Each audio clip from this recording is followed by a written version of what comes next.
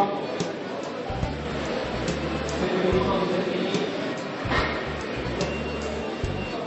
La petite pièce qui est toute seule, le marathon 5 kg 200 dans le dernier écran.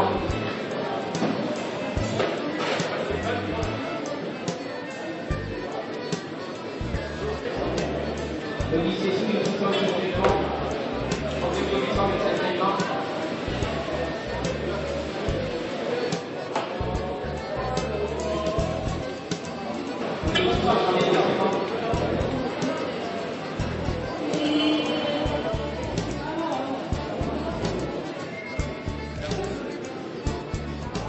Kg 14 16 10. 114 kg 200 14 16 10. 92 kg 800 11 16 20.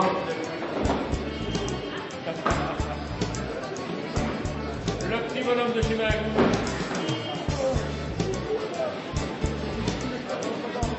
117 kg 214 40.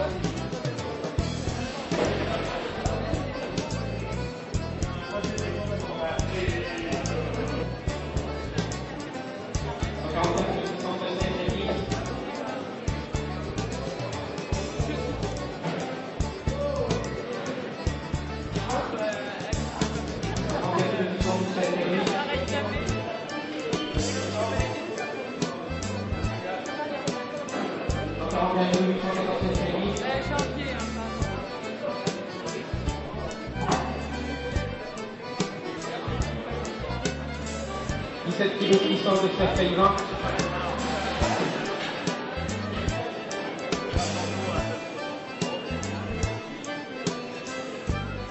Alors Bertrand, nous sommes devant le bateau, il est 7h moins le quart, c'est devant la crière, tout de suite Bertrand, présentation du bateau, juste à côté de vous, il y a encore le moteur qui tourne.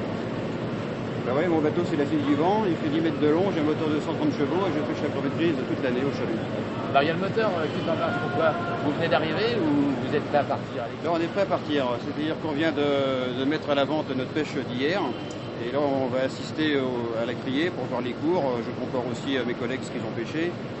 Et ensuite, dès que la criée est faite, on va acheter du pain et puis en route. Bon. Ben, on part le matin donc à 7h15, 7h30. On fait en moyenne une demi-heure à 1 heure de route par jour pour aller sur les lieux de pêche. Et ensuite, on met le chalut à l'eau pour 1h30 ou 2 heures, ça dépend. Et on fait 4 coups ou 5 coups de chalut dans la journée. Ben, nous, on pêche surtout de la crevette grise. Donc, par exemple, ce matin, j'ai environ 40 kg de crevette grise. J'ai 25 kg dans cornet et 10 kg de merluchon. Ouais. Alors, au niveau de la météo, comment ça se passe? Parce qu'on se pose des questions. Les auditeurs nous ont dit, mais est-ce qu'ils partent par mauvais temps? Est-ce qu'il y a des conditions possibles? Ouais, nous, on est un peu limité avec un petit bateau comme ça, hein, mais ça dépend de la direction du vent. Hier, par exemple, le vent était assez fort. Il y avait environ 30 à 35 nœuds de vent. Mais par contre, le vent était de terre, donc on a pu pêcher près de la terre. On était assez à l'abri. Mais par contre, quand le vent vient du côté ouest ou du sud-ouest, là, bon, à partir de 25 nœuds, on ne peut pas aller en mer. Ou alors, on y va si vraiment c'est bon, mais on sort facilement. Alors justement, on parle beaucoup dans les journaux de cette saison, de cet été 2007, qui est vraiment pas terrible pour vous. C'était comment? C'était difficile, avec ces météos très changeantes? Eh bien, au niveau du temps, on n'a pas pu sortir. En fait, on a fait un été, en nombre de sorties, c'est à peu près pareil qu'en hiver.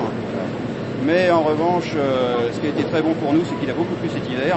Et ça, c'est très bon pour la crevette grise, parce que l'eau salée, l'eau de mer est plus douce que d'habitude. Et donc, leur production a eu lieu. Et cette année, en fait, depuis le printemps, on en pêche beaucoup. Alors, avant ce bateau qui est tout neuf, il y avait le Neptune. Est-ce qu'on peut parler un peu de ce bateau? Le Neptune, c'est un bateau qui a été construit en 1964. C'est mon père qui l'a fait faire.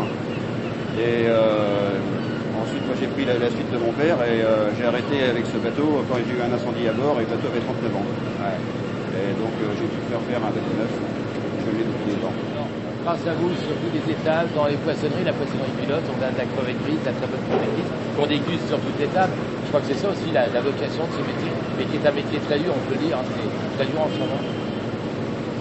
Ben, nous, en ce moment, ce qui est très embêtant, c'est les contraintes qu'on a au niveau européen. Et en fait, c'est ça le plus dur dans le métier de marin actuellement. Ouais. C'est pas le manque de poissons, le manque de cours, c'est les contraintes, c'est les lois de ceci, les lois de cela, interdiction de ceci, interdiction de cela, les quotas. Il y a des contraintes et il y en a des nouvelles tous les ans, voire tous les mois, et c'est ça qui est le plus dur. On sent quand même de l'amertume, un peu de déception. Et j'oserais dire, Bertrand, est-ce qu'il n'y a pas un petit coup de ras-le-bol de temps en temps? Si, complètement, il y a un petit ras-le-bol, oui. Et on est contrôlé régulièrement par les affaires maritimes, au moins une fois par mois. Et voilà, moi je fais mon métier honnêtement depuis 1990, je suis à mon compte. Et j'ai jamais eu un seul procès verbal. Et là, depuis 1 an et demi, j'en ai eu 5. C'est pour vous montrer comment ça se passe actuellement. Disons qu'avant, le métier de marin, c'était un métier d'homme libre, on peut dire ça. Alors que maintenant, on est plus surveillé que les délinquants. Ouais. On est plus surveillé que les criminels. Quand on est en mer, on pense plus au travail qu'on fait. Hein. C'est plus à terre qu'on réfléchit à ça. Alors, quand on lit le journal, des nouvelles lois, des nouvelles interdictions. En tout cas, Bertrand, nous retire un coup de chapeau à toute la profession des marins-pêcheurs, parce que tous les jours, on peut parler dans les restaurants, à table, de la cuisine, des recettes avec le poisson, c'est grâce à vous, qui par n'importe quel temps prenez la mer, avec des bateaux comme celui-là qui est à côté, qui va prendre la mer. En tout cas, coup de chapeau de tout le monde, et on vous salue bien par là. Merci Bertrand. Merci. Mais ce métier-là, c'est dangereux. Plus on en donne, plus le monde en veut. J'ai rien qu'un gars, mais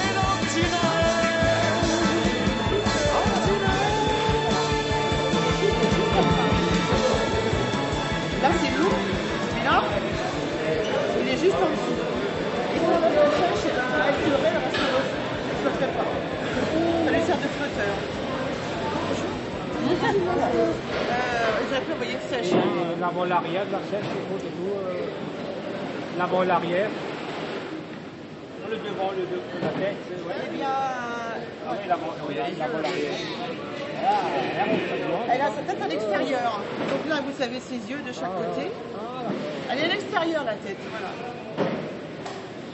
Alors, il y a 2 étiquettes dedans. L'étiquette blanche. Quand nous, on reçoit les poissons, on les sèche, on les pèse. On va trier ça, donc on va peser au fur et à mesure. Donc sur l'étiquette blanche, on a le nom du bateau, Armandèche. On a l'espèce, SOIC, donc c'est donc de la sèche. Après, c'est des codes internes à vérifier. Et vous avez 134,60. C'est le poids de la sèche. Donc c'est, vous voyez, c'est marqué 12 petits bacs. Et quand c'est vendu, on a l'étiquette jaune qui sort de la petite machine là-bas. Alors on retrouve le nom du bateau qui a pêché la sèche, Armandèche. Et il y a aussi l'acheteur, là c'est Marine Océane. On va aller voir la vente parce que avant ça se termine. 3 kg 200 à vous. On va essayer là, ce jeu.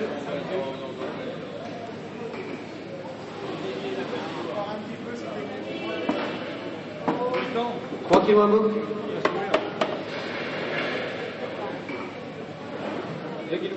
3 kg 800 à vous.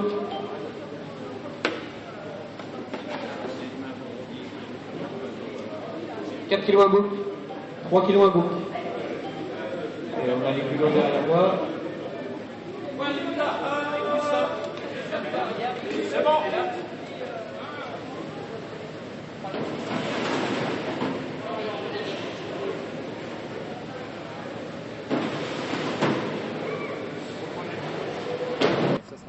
Non, c'est bon. Pour moi, c'est bon.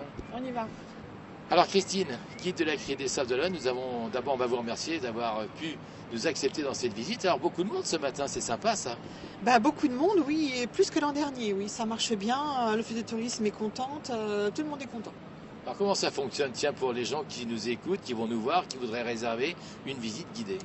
Eh bien, c'est l'office de tourisme qui s'occupe des réservations. Voilà. Alors en saison, c'est le lundi et le jeudi. Là, on est fin août, donc maintenant, ça va être que le lundi jusqu'au 15 septembre. Alors, on appelle l'office de tourisme, on réserve une matinée. Alors ça commence à quelle heure? Eh bien, il faut être là à 6h45 parce que ça se mérite, donc il faut se lever tôt. Donc c'est l'office de tourisme qui s'occupe des réservations.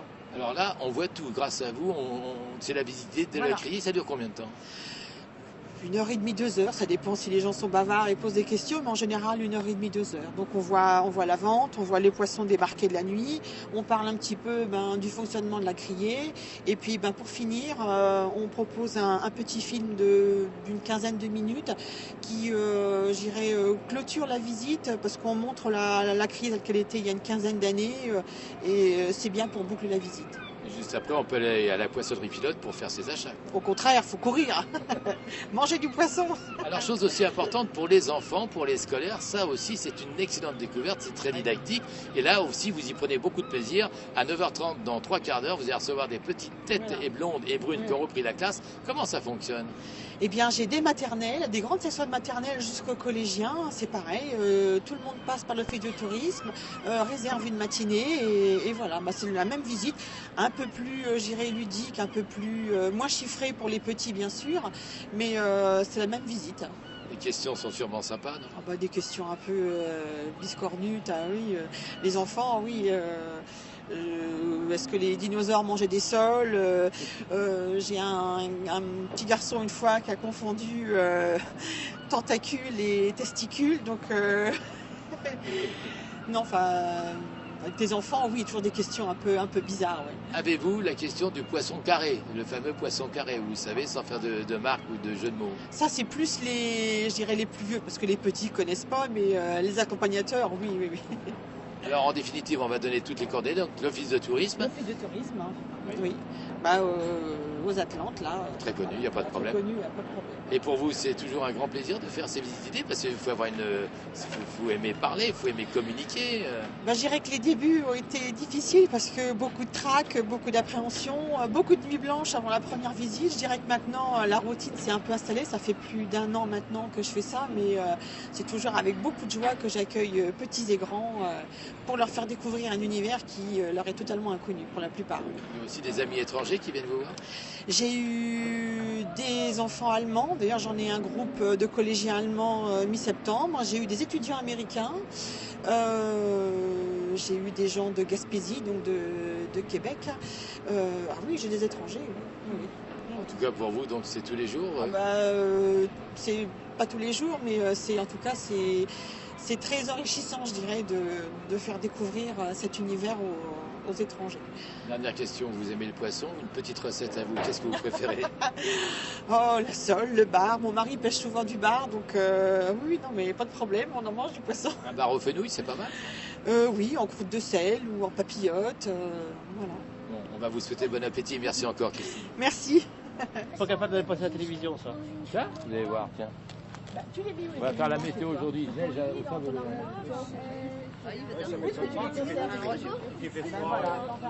un réfrigérateur. Nous, c'est pareil. Sinon, les poissons, Bon, je t'achète pas ton bravo. On m'a fait gaffe. Le poisson, il fait 40 degrés, il est sur le sable. Chez nous, non, on nous demande un peu plus d'hygiène. Donc, les poissons sont débarqués et mis dans une chambre froide. C'est un grand réfrigérateur, si tu veux. Voilà. Comme à la maison. À mon niveau, je vois que tu te poses des questions. Un marieur, c'est quoi? C'est en quelque sorte un grossiste qui va venir acheter donc beaucoup de poissons à la criée. Alors, ces gens-là viennent un petit peu avant la vente, ils font un petit tour pour regarder ce qu'il y a qui les intéresse. Et au moment de la vente, bien sûr, ils se regroupent tous autour de la machine et ils prennent tous leur boîtier en main. Alors, la différence donc entre le poissonnier et le marieur, c'est que le marieur va acheter son poisson donc dans le hall de la criée et que nous avons 3 couloirs qui leur sont réservés où ils vont travailler ce poisson. Vous avez des poissons, par exemple comme la raie, on va manger que les ailes de raie. Vous avez la lotte, on va manger les joues et la queue. Eh bien, ce sont dans ces couloirs, dans ces ateliers, qui vont découper leurs poissons. Un restaurateur ne viendra pas acheter son poisson directement ici à la criée. Il sera appelé un marieur. Il y a beaucoup de restaurants de poissons au sable. Ils ont tous du thon certainement au menu. Donc vous imaginez, un thon peut vivre jusqu'à 30 ans et peser plus de 600 kilos. Donc vous imaginez un restaurateur, il ne va pas acheter un thon de 150 kilos, l'emmener dans son restaurant, le découper, ça fera des saletés dans le restaurant, ça prendra du temps. Donc le restaurateur fera appel à un marieur pour justement découper ce poisson. Et quand il passera prendre sa commande, il aura vraiment que la chair du poisson à embarquer. Il le paiera un peu plus cher, mais pour lui c'est un gain de temps, il n'aura pas à s'embêter à nettoyer sa cuisine après avoir dépecé un thon de 150 kg. Tout est clair? C'est bon. Donc, quand les bateaux arrivent donc, pour vendre, on leur demande d'arriver un petit peu avant. Donc si on commence, nous, le personnel, à 2h30, on leur demande de venir un petit peu avant et de commencer à débarquer leurs marchandises. Et ensuite, eh bien, au fur et à mesure que c'est débarqué, on va rentrer le poisson à l'intérieur parce que la criée est réfrigérée. Alors, bien sûr, cet été, c'est pas vraiment folichon, mais en temps ordinaire, quand il fait chaud l'été, comme la criée date de 61, eh bien, au début, c'était un bâtiment tout simple. Il faisait 25 degrés dehors, il y avait 25 degrés aussi à l'intérieur. Donc, pour des questions d'hygiène, il a bien fallu faire des gros travaux. Et comme c'est la chambre de commerce qui gère la criée des sables, c'est la chambre de commerce qui a financé ces travaux. Donc, tout le hall principal est réfrigéré. Depuis 95, la criée est également informatisée depuis 99. Donc fini le monsieur avec son micro et son haut-parleur qui annonçait les enchères. Ça c'était folklorique, mais c'est fini. Et aussi dans les innovations, je dirais, on a 2 calibreuses donc qui nous servent à trier le poisson de manière un peu plus rapide et plus sûre. Donc la première est arrivée en 2004. Et maintenant, on a 2 calibreuses. Et le personnel est également habillé pour des mesures d'hygiène. On a maintenant une blouse et une charlotte pour travailler. Donc, on va rentrer. Je vais vous expliquer maintenant le travail proprement dit. Donc, il y a une porte ouverte. Ils ont tout refermé. Vous avez la pleine pièce de sol. Ouais, des sols, tout ça. Des maigres à côté, oui. Attention à ne pas tomber les fesses dedans. C'est des chairs blanches. C'est une chair blanche. Il a la bouche toute jaune, ce poisson.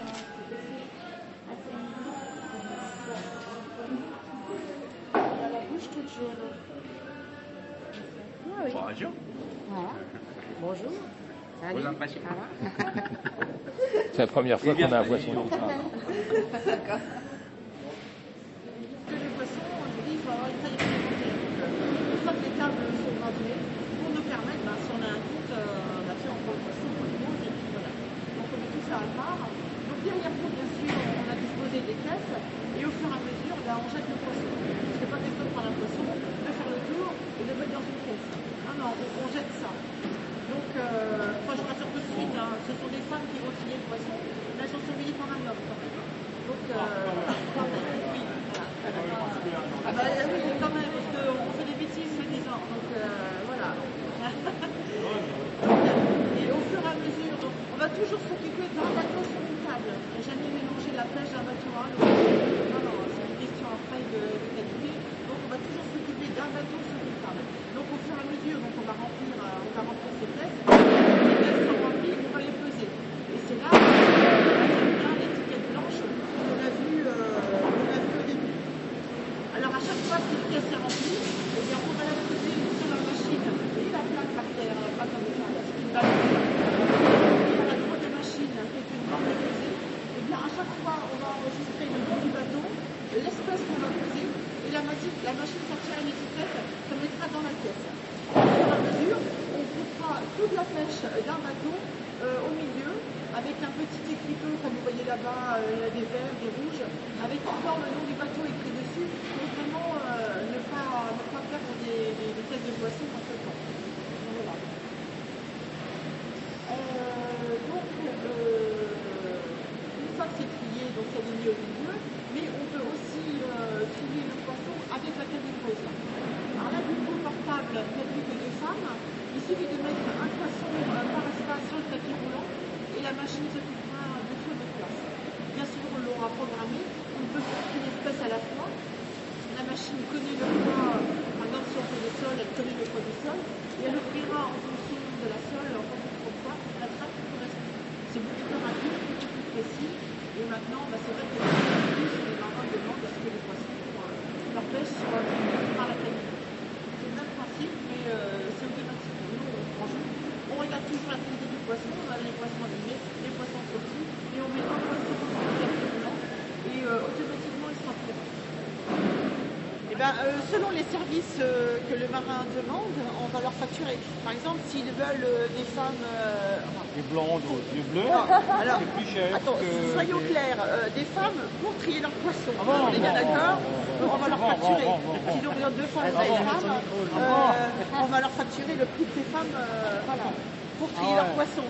S'ils veulent un gouttier, ça leur est facturé. S'ils veulent, ce sont des services en fait qu'on leur propose. Et selon le service à la carte. Voilà. Ce sont des services. C'est pas un service forfaitaire par kilo. Parce qu'il y en a qui débarquent leurs poissons déjà triés dans les caisses. On n'a qu'à sortir les caisses du bateau et le mettre dans la criée. Et ceux qui veulent du personnel pour trier, s'ils veulent un gouttier, s'ils veulent de l'eau, je ne sais quoi, ce sont des services qu'on leur facture. En fait, la criée offre des services, s'occupe de la vente du poisson et offre des services aux marins. À eux, après, maintenant je veux ça, je veux ci, je veux 2 femmes, 4 femmes, et on leur facture ça. Oui, non, pour trier, soyons bien clairs. Je vois votre la prestation. C'est l'association Marin Femmes. Oui, je sais, mais non, c'est une légende ça. Du moins, pas depuis que je suis là. De l'attitude ancestrale, je dirais, des petites conserveries qu'on avait au sable, il y en avait plein avant de conserveries au sable, et il fallait des petites mains pour mettre les sardines dans les petites boîtes, donc je pense que ça vient de là. On a essayé, je m'en sors tout de suite, mais on arrête, on arrête. Mais je suppose que ça vient des usines de conserverie, il fallait des petites mains. Voilà, en plus nous sommes beaucoup plus manuels que vous, et puis vous passez votre temps à jouer avec les chariots, voilà. Vous allez voir, ils font tout le tour maquillés avec leur Fenwick. Voilà. Chacun son truc. En fait, qui c'est qui travaille le plus, ce sont les femmes.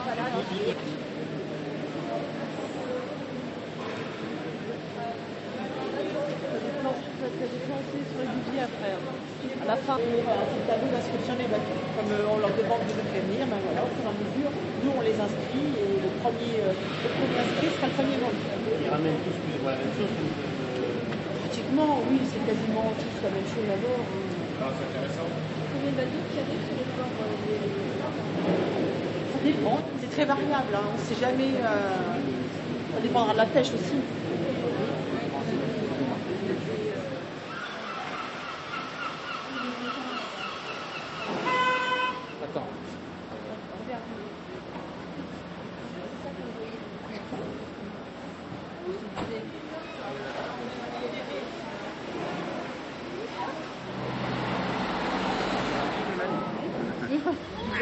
Mais c'est tellement bon.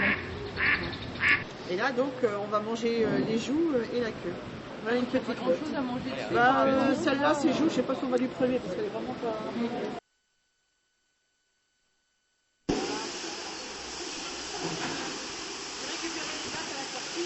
C'est pour laver toutes les caisses de la nuit, quoi. Et dans ce local-là, vous avez une benne. C'est un local réfrigéré où l'on va jeter tous les déchets des marailleurs. C'est-à-dire qu'ils ont fini de travailler, tout ce qui est déchets des marailleurs, on ne va pas le jeter à la poubelle. Ça sera mis dans une benne dans ce local. Et c'est une société française qui va récupérer ça. 2 fois par semaine, la benne est ramassée. Et on en fait des farines animales ou des granulés pour les poissons d'élevage. Non, on ne jette rien dans le port, c'est gardé, c'est transformé. Donc, quand toutes les portes sont fermées, ça c'est la chambre froide, il fait 0 degré ici. Donc, comme on demande aux marins de venir très tôt le matin pour débarquer leurs poissons pour la vente, quand ils ne veulent pas ou quand ils rentrent l'après-midi par exemple, et qu'ils ne veulent pas attendre le lendemain matin pour débarquer leurs poissons, eh bien, ils rentrent par la porte bleue là-bas, ils stockent leurs poissons dans des caisses avec le nom du bateau écrit dedans, et puis ils reprennent la mer aussitôt. Nous, en arrivant le matin, on ouvre la porte, on voit tel bateau, on s'en occupe. Voilà, c'est tout. Voilà à quoi sert. Hein ? Un service en plus. Un service en plus, voilà. Ça leur permet de débarquer, de reprendre la mer aussitôt. On voit, il y a des crabes ici, des tourteaux. Oui, c'est le nom d'un bateau, le squal. Hein. Ce sont les bateaux qui pêchent avec des casiers. Les crustacés doivent être vendus vivants, donc pour les stocker vivants, il faut bien les mettre dans l'eau. Donc on les stocke, on propose ça aux marins, effectivement, pour stocker leurs crustacés. Il y a des crabes et là il y a des araignées. Voilà.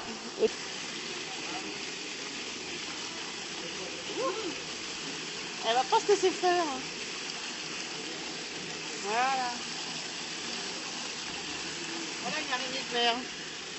Et vous savez à quoi on reconnaît les mâles des femelles? Tu sais pas? Eh bien la femelle, elle a cette petite poche, ça veut bien se laisser faire. Elle a cette petite poche sur le ventre. Ah, j'arrive pas à lui ouvrir. Voilà. Ah bah c'est vide. Voilà. Normalement tous ces œufs sont dedans. Mais Mathieu me laissait tranquille. Hein. Voilà, tous les œufs de l'araignée sont dans cette petite poche. Et le mâle, il n'a pas ça. Donc la femelle a tous ses petits œufs là-dedans. Tu veux lui serrer la main? Et là-bas qui s'en va. Et en dessous, il y en a encore plein des araignées. Oh là là, oui.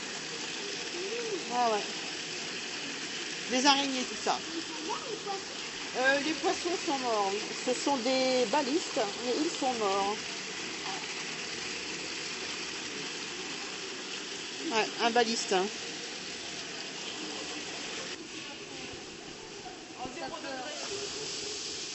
Maintenant, on te retrouvera dans ton petit coin, tout. Donc voilà la fameuse calibreuse dont tout à l'heure je vous parlais. Donc plus que 2 femmes pour travailler.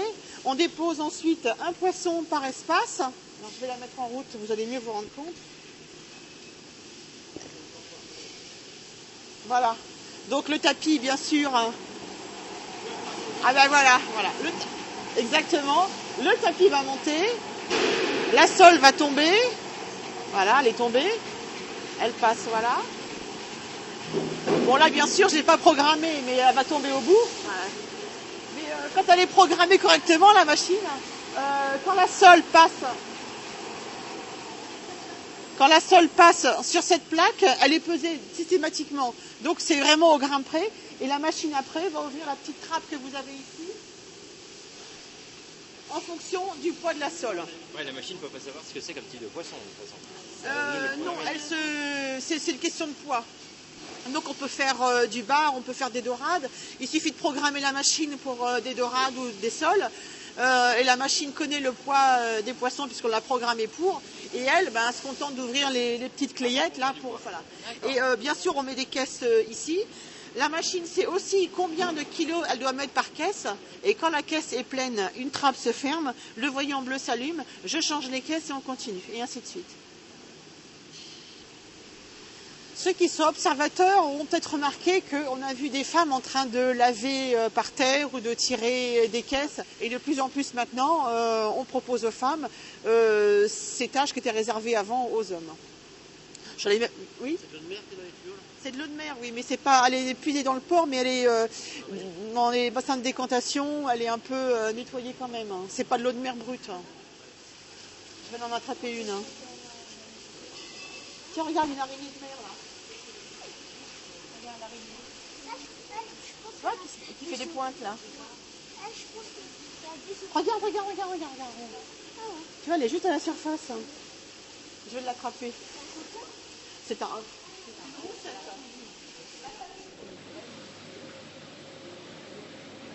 À la une, à la deux. Ça porte pas. Ça gigote horriblement. Elle est pas très bravo. Allez. Un peu nerveux à ça. Ok. C'est très bien, très bien. Voilà. Des heures d'entraînement. Maintenant, tu vas pas au-dessus, Joséphine. Allez, hop. Elle m'a l'air un peu agressive, celle-là. Je te laisse.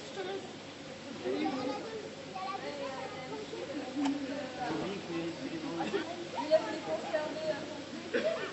Non, c'est parce que on la trouve, saumonette chez le poissonnier. Et elle a une peau tellement rugueuse qu'autrefois, en ébénisterie, on s'en servait de sa peau pour poncer les meubles. Parce qu'elle a une peau extrêmement rugueuse. Et les premières fois que j'attrapais comme ça les roussettes, j'attrapais avec la tête. Et elle a tendance à s'enrouler, à se frotter, à se débattre. Et elle m'avait complètement frotté le poignet et irrité tellement elle a une peau rugueuse. Alors maintenant, je prends la tête et la queue, enfin, quand je peux, mais ce matin, elle n'était pas très coopérative. Les requins, il y a plus de 400 espèces et la petite roussette en fait partie. Il n'y a pas que des gros requins, des gros squales, non, il y a la petite roussette, voilà. Ça se voit quand même, elle a son profil, des petites ailerons. C'est ma préférée, moi, j'aime bien la roussette, elle est mignonne, enfin, pas aujourd'hui. Joséphine était un peu... Tête marque qu'on la tête marque qu'on la tripote et qu'on la... Voilà. Oui. Mais ça se débat, je peux vous le dire. Il y a 30% à peu près du poisson qui vient de l'extérieur. Alors de l'extérieur, c'est bon, Dieppe pour les bulots en l'occurrence, on a Fécamp, Honfleur, les bateaux franco-espagnols. Ce matin, on avait un bateau de Merlu, c'était un bateau de Boulogne, l'Altenbank. Donc on travaille maintenant beaucoup avec des apports extérieurs, de ports extérieurs qui viennent au sable. Alors donc ça vient systématiquement par camion, donc c'est des bases avancées. On a des camions qui ramassent de la marchandise. Là je viens de téléphoner à Fécamp, donc je sais que demain j'ai de la marchandise qui vient de Fécamp, demain matin, qu'on aura à la vente demain matin au Sable d'Olonne. On s'aperçoit tous les ans à la journée port ouvert que bon, finalement les gens ne connaissent pas le métier de marin-pêcheur et le travail de la criée, quoi. Donc le travail de la criée, c'est trier le poisson et le vendre. Donc on s'est aperçu à travers cette journée-là de la journée port ouvert que les gens d'ici ne connaissaient pas systématiquement le travail de la criée. Oui, c'est vrai que la météo, on n'a pas été tellement gâtés cet été, mais à part ça, nous, on a eu beaucoup de tonnage. Juillet-août, on a eu beaucoup de tonnage, en l'occurrence le thon rouge. Le thon rouge qui est terminé, maintenant, les quotas sont épuisés.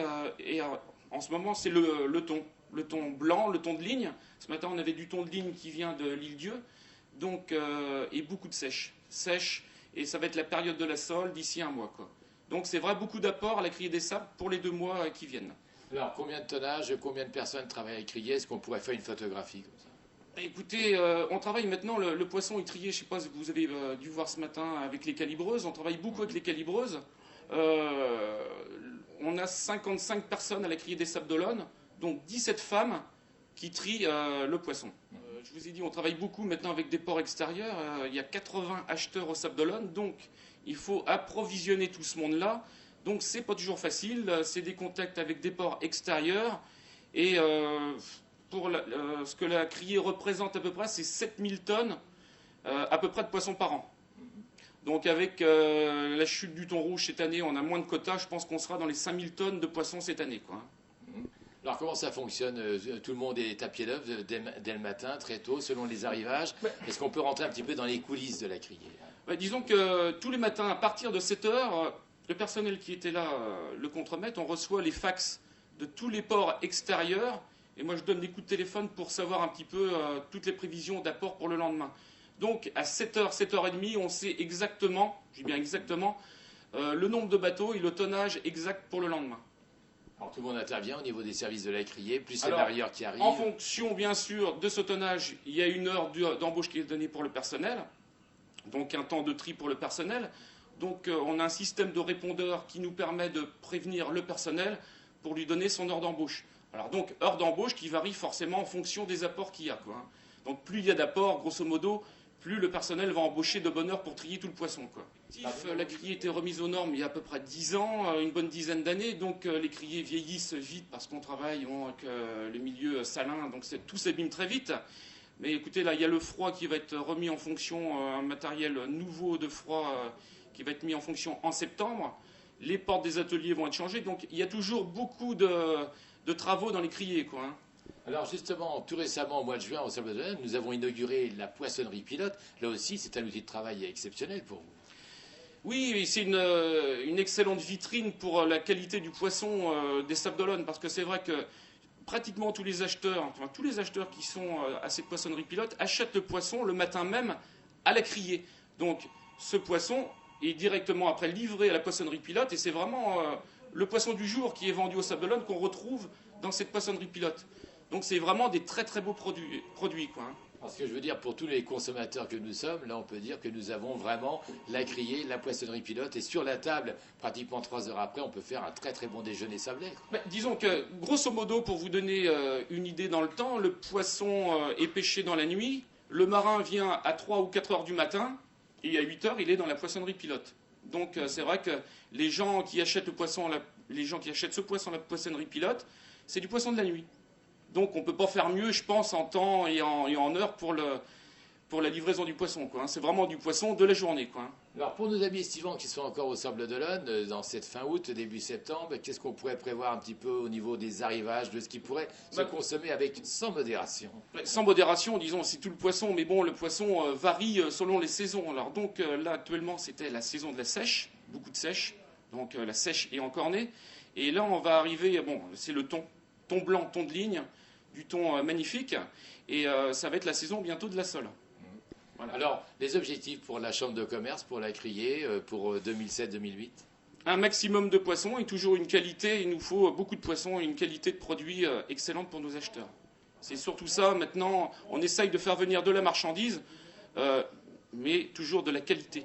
Ce qui est pas toujours évident, quoi. Parce que bon, c'est vrai que la pêche avec les quotas, le gasoil, etc., c'est pas des métiers faciles. C'est vrai que bon, ils sont tributaires du temps, ils sont tributaires du prix du gasoil et aussi de la vente. Plus le poisson est vendu cher, et mieux ils gagnent leur vie, parce qu'ils sont payés quand même à la part, ce que les gens ne savent pas toujours, quoi, hein. Ils sont vraiment payés en fonction de leur vente du matin. C'est ça qui est très important, quoi. Alors, pour conclure, j'aimerais qu'on tire un coup de chapeau aussi à nos hôtesses qui font cette visite guidée avec beaucoup de monde ce matin, beaucoup de touristes. J'ai vu des gens de la Marne très intéressés qui posent de très bonnes questions. Ah oui, oui. Là aussi, je crois que ça fait le plus de cette criée au sable. Disons que c'est un petit plus. Et puis bon, on a lancé ça il y a maintenant 1 an et ça monte en puissance tous les ans, quoi. Donc là, cette année, on a vraiment eu beaucoup de monde par rapport à l'année dernière et on sent que les gens sont super intéressés, ils ne connaissent pas du tout ce milieu portuaire, quoi. Alors à 9h30, il y aura des petites têtes blondes et brunes qui vont arriver. C'est sympa au niveau des scolaires, de l'éducation. Et on a beaucoup de scolaires, donc là comme en juillet-août c'est les vacances scolaires, mais on a eu beaucoup de monde, beaucoup de classes qui viennent de toute la France et qui sont vraiment intéressés par la criée. Là on le ressent vraiment, on l'a vraiment ressenti cette année, quoi, hein.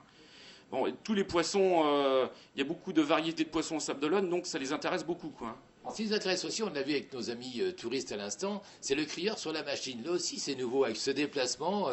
Oui, c'est nouveau. Bon, moi j'ai commencé ici comme crieur, donc avant c'était le micro et tous les acheteurs en face. L'aboyeur, le crieur, donc il y a plusieurs termes, mais bon, maintenant son travail a changé, ça se fait par informatique. Ce qui permet quand même d'avoir une justesse vraiment, c'est par télécommande, donc il n'y a vraiment plus de litige, il n'y a plus de problème sur les ventes. Ce qui n'était pas toujours le cas auparavant, quoi. Ce qu'il fallait réussir à vraiment visionner, voir tous les signes des 80 personnes qui sont en face, ce qui n'est pas toujours facile, quoi, hein. J'ai pu assister un jour à une criée comme ça à Saint-Gilles-Croix-de-Vie, c'était incroyable. Le petit clin d'œil, mais juste la paupière, il fallait être très très rapide. Juste la paupière, il y en a un qui faisait un signe comme ça, il y en a qui bougeait la tête, donc 80 personnes différentes et 80 signes différents. Les déchets de poisson, on en parle de ces déchets, qu'est-ce qui se passe ici au Sable d'Olonne? Les déchets de poisson, alors donc tout le poisson qui n'est pas vendu ou tout le poisson qui est travaillé est mis en benne et ça s'en va pour du recyclage et pour des farines animales, etc., quoi. Voilà. Alors, en tout cas, on voudrait vous remercier de votre accueil ici. Nous avons passé 1h30 très sympathique, dans la chaleur de l'extérieur, dans le froid un petit peu des chambres froides, et tout ça. Alors maintenant, un petit clin d'œil, ça fait combien de temps que vous êtes ici? Puis les Sables d'Olonne, c'est bien, on y vit bien? Écoutez, ça fait 20 ans que je suis rentré à la Chambre de commerce, parce qu'on fait partie ici de la Chambre de commerce, hein. La criée, c'est la Chambre de commerce. Donc on est 4 ports vendéens aussi à se battre, donc Saint-Gilles-Croix-de-Vie, l'Île-Dieu et l'Herbaudière. Et donc j'espère que ça va durer le plus longtemps possible. Et on a des nouveaux outils comme l'élévateur à bateau, le port de plaisance qui est géré aussi par la Chambre de commerce. Et on a vu aussi cette année l'arrivée de tous les petits bateaux de pêche à côté de la criée. Donc ce qui permet, je trouve que ça a redynamisé le port de pêche des Sables. Tout cet ensemble a fait que le port des Sables vit, il y a beaucoup de travail et beaucoup de choses qui se passent autour, quoi. Tant que les gens sont demandeurs de justement pour avoir des informations et puis savoir un petit peu d'où vient le poisson qu'ils mangent justement dans leur assiette tous les jours. Donc je trouve que c'est quand même super important de faire des journées de promotion comme on fait tous les ans au mois de juin pour la journée port ouvert. Et il y a beaucoup de demandes et beaucoup de questions à chaque fois sur la pêche. Ce que je vais vous proposer, c'est d'aller voir quelques amis restaurateurs pour nous donner des très bonnes recettes, le poisson à la sablaise. Écoutez, le poisson à cuisiner, sablé est très facile. Faites votre recette à vous. J'aime bien cuisiner, moi c'est la sèche. Sèche à l'américaine, bon, on fait revenir ça avec des échalotes, un petit peu de beurre, un petit peu de farine, du vin blanc, du concentré de tomates, des tomates, et puis voilà. Ça se mange tout seul, c'est facile à préparer, c'est excellent, quoi. Puis je vais faire le petit plus qui fait la différence, l'association des mets des vins. Qu'est-ce que vous préférez comme vin avec modération? Avec modération, oui, toujours, on essaye, mais... Je suis obligé de le dire, nous sommes à l'antenne. Justement, maintenant, avec les vins vendéens, il faut, justement, on est en Vendée, donc il faut un petit peu se battre pour les produits vendéens, dont le Mareuil, maintenant, fait un très bon produit dans le vin rouge et dans le rosé. Ils ont un petit peu de progrès à faire encore pour le vin blanc, mais d'ici 1 an ou 2, je pense qu'on sera pas trop mal. Bon, puis je vais être très chauvin. On va faire un clin d'œil à nos amis de Brême qui ont des bons vins aussi. Exactement. Comme ça, oui, oui. Non, le vin de Brême aussi excellent, oui, c'est vrai. Alors, Mareuil et Brême, même combat. En tout cas, bon appétit. Et merci encore de votre accueil. C'était fort sympa. Merci. C'est pas l'homme qui prend la mer, c'est la mer qui prend l'homme. Ta-ta-ta. Moi, la mer, elle m'a pris, je me souviens, un mordi. J'ai troqué mes Santiago et mon cuir un peu zone contre une paire de Dockside et un vieux ciré jaune.